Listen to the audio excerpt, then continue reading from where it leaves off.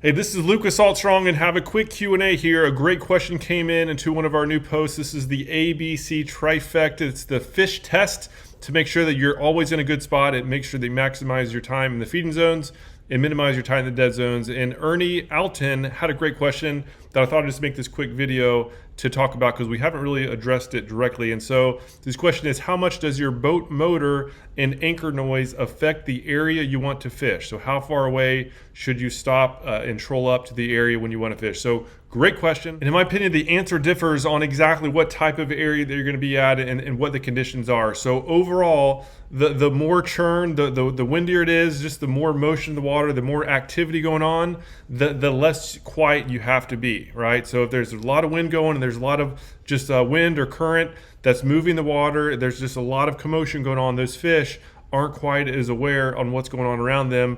And conversely, if it's flat calm, if there's no clouds and there's really no water movement, the slightest little noise is going to spook them off even from 3 cast lengths away. So if it's really calm and you're fishing shallow waters, that's when you need to be extremely quiet. I like to shut off at least 3 to 5 casts away, if not further, as far as shutting off the big motor and going to the trolling motor to really quietly go up there. So again, that's an extreme. That's calm, shallow water. Be very, very mindful of it. And then conversely, when I'm fishing 20, 30 feet of water or even more around a reef, then I'll go within at least a cast away. I still don't like to go above it.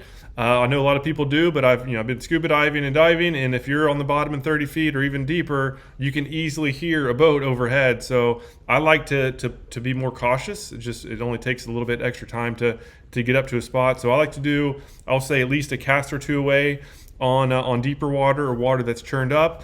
And then I would say at least 3 or 5 or more casts away if you're in shallow water and it's calm out. So just wanted to answer that question. Great question there, Ernie. And on the other subject, as far as anchor noise, another big thing. So again, shallow water, it's all about being quiet. It is very important. So this is when you do not want to mess with the anchor chain. Those stick anchors are incredibly effective, or power poles. Obviously, those are more expensive. A stick anchor is like $80. Super effective, very quiet. So that's why I always take out on the paddleboard, even have some on my boat for supplemental power poles. So keep it quiet.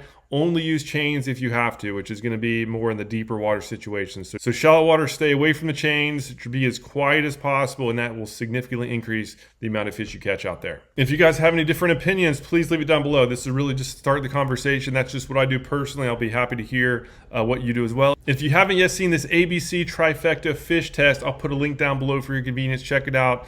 Good, helpful information, again, just to make sure that you're maximizing your valuable time out of the water. Thanks for watching. Hope to see you again soon.